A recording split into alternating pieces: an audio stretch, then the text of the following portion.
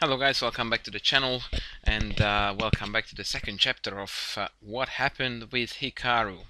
As I told you in the previous video, I bumped into the dude and we played exactly 12 games, and I told you or hinted it anyway that I'm going to tell you a bit about this match of ours. Um, well, to get down to the facts, I got absolutely trashed, but that was pretty much expected. Hikaru is an incredible blitz player. I knew that, of course. I mean, no kidding, he's an incredible blitz player, but you don't know it until you feel it, how good he is.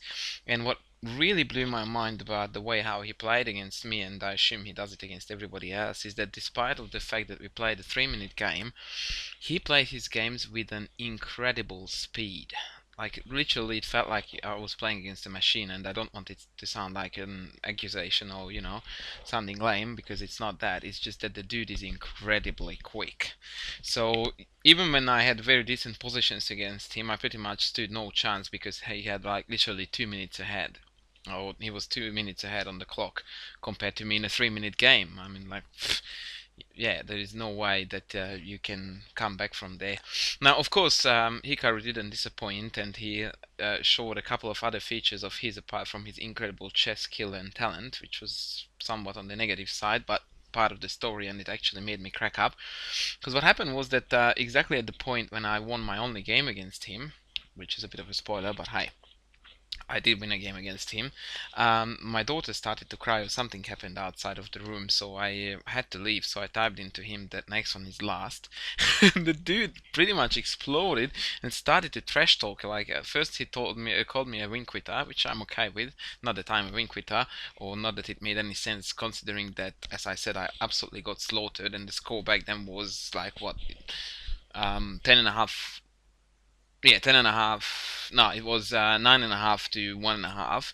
So the dude absolutely killed me, and then he's calling me a win quitter. I mean, really, get a life. And then to put the icing on the cake, he started to type stuff like "How dare you?" and "Who do you think you are?" and things like that. I'm going like, dude, are you for real?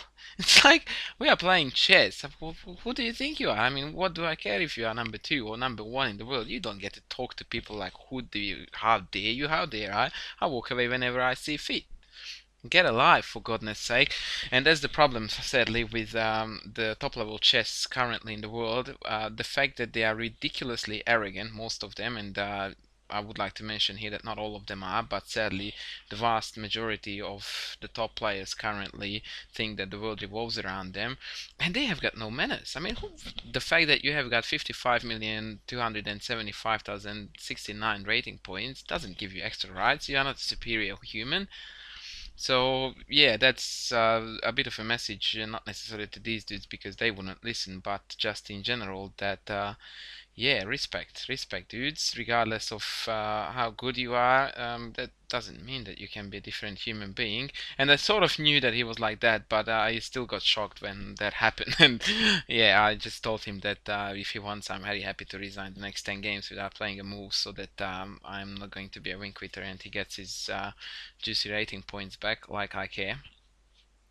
But yeah, that was pretty much the story of our match, and now I'm going to show you a game from this 12 games winning match. I'm not even sure if the dude is ever gonna play with me, but as I said, I don't really care. It was definitely a lot of fun and quite an interesting learning experience too, so I'm grateful that it did happen. But once again, just because of your rating is 500 millions more than mine, you don't get to talk like that.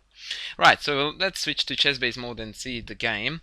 I'm white in this game, and I covered out the result and the length of the game so that it's not going to be a spoilery one. He played knight c6. It's a somewhat odd choice because normally people tend to go for knight f6, especially Hikaru. He plays the king's Indian, so yeah, knight c6 surprised me, but yeah, I just went with it. Bishop e3, e5, d5, and that, by the way, I don't think that this is a sound setup, but more about that later. Excuse me. So he went back to e7, and I played knight f3, and now we are seeing the issue immediately for black. The problem is that we are going to transpose into a proper king's Indian, but under favorable circumstances to white. And the reason for that is because instead of developing the bishop to e2, which happens first in normal king's Indian lines, I have the bishop on e3, which allows me to drop the knight back to d2 without blocking my bishop down on c1, which is the ideal King's Indian setup for white. And almost always grants an advantage. The point is that if he plays f5 to prevent that, now obviously knight d2 falls to f4 and I can quit right away, then I can go to knight g5, which is not always a motive, but right now it works. And now I am constantly hinting knight d6, which is a really annoying move in this structure. He played knight f6, I stabilized my center with f3, and I think white is already better here. And Hikaru changed the structure of the position very dramatically by playing c5, which in my opinion was a very good practical decision, because now it holds my kingside play, and obviously if I had taken after bc, the knight on g5 is just it's a lemon, really. So I couldn't take, not that I wanted to, so I preferred an immediate action on the queen's side, a3, preparing b4. He kicked my knight out, and here I thought, and actually I really should have turned Fritz on or Houdini on for this particular game, which, as you would have seen, I never done before, but against such an opponent and in such a game, I should have analyzed it before I uploaded this video to you guys, because I was curious to see what Rivka thought about it. I thought that retreat here was more sensible than going into e6. I was concerned about bishop takes, pawn takes, knight c6, coming into d4, but I'm not sure if this is justified. So now I'm actually going to turn Houdini on for the first time, and no, it turns out that I should have gone for this line, because apparently after takes bishop d3, black is falling apart. Yeah, I totally didn't see it, and this actually means that his c5 move was not necessarily a good choice. Yeah, so I dropped back to h3, fairly lame because in the light of what I could have done, but I still thought that because I haven't castled yet, his kingside attack is going to be fairly harmless. Anyway, I will try to make this window as little as possible so you don't get tempted to look on the side of the screen. f4, bishop drop back to g1. The reason why I did that, of course, is because I wanted to regroup the knight to its normal King's Indian location, to d3. g5, knight f2, h5. Obviously he's hacking me like hell. Knight d3, and yeah, I thought that I was better here, to be honest, because once again he's attacking nothing on the king side, whereas my queen side initiative is developing nicely. Knight g6, b4, I consider it to be logical, b6, bc, perhaps a bit premature. I'm always against releasing tension when it's unnecessary. I mean, he can never ever take me, that's just a nonsense, because I take back opening up the a file and allowing c5, so I can actually get all my pieces out of the way and then probably double up on the b file and then take, but I guess it makes no difference really. Bishop f2, getting my stuff out, g4, bishop e2, so you can see that I'm clearing the back rank in order to connect the two rooks, castles, and king d2. I thought it was a cool move. I definitely do not want to castle kingside into a mating attack, but I want to connect the rooks, so king d2 I thought was the perfect way to go. Bishop d7, according to Houdini I'm slightly worse, but to be honest I'm not necessarily willing to agree with that decision.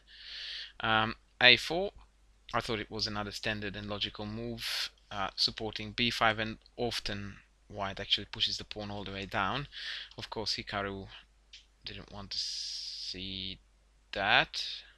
I thought he played queen a5 right away. He didn't. Okay, so I think we are observing here a few mutual mistakes. He should have played here queen a5 right away, and I should have played a5 here. I don't know why I didn't. I played, shut up chess base, I played queen c2, which again is logical because now I'm hinting rook b1, but perhaps a5 would have been better. Bishop h6, and now I have to be careful because g3 is a pending threat which I can't take because of the discovered check, and dropping back would be embarrassing because then I'm blocked in, so I had to play rook b1, g3, and of course I went back. Now it feels like I'm incarcerating the bishop forever, but in fact in this pawn structure in the King's Indian it's a very common theme that at one point white actually sacrifices a piece either on a piece on either c5 or d6, gaining these two pawns, and then these two guys are ready to march on, and the fact that black is a piece up is not really relevant. Okay, queen a5, stopping a5, and I felt like I needed to get out of this pin and that x-ray as well. So no, not that one, not that one. That's not how bishops move. This one. Yeah. So king d1 I felt like a justified move. h4. Yeah, knight b5 made perfect sense. I wanted the knight to move back before I played h3 just to be perfectly safe against any tricky sacrifices. And I think I'm a lot better here. Call me crazy. I've got my queenside attack rocking on, and he has got absolutely nothing on the king side. So pretty much he has got almost three and a half meaningless pieces, right? My bishop is meaningless on this side. My bishop is actually a useful piece, as you will see, and has potential to return into the game. But let's count that as a half. And then I have got these dudes out here who are definitely doing their job. So as far as the quality of the pieces are concerned, I think I'm far ahead. He played a6, I dropped back, and now the idea is to gain control of the b file. He played knight f6 to prevent that, and I played knight c1. Now my plan is to chase the queen away, and I'm looking at a variety of ways to again sack on c5 and d6.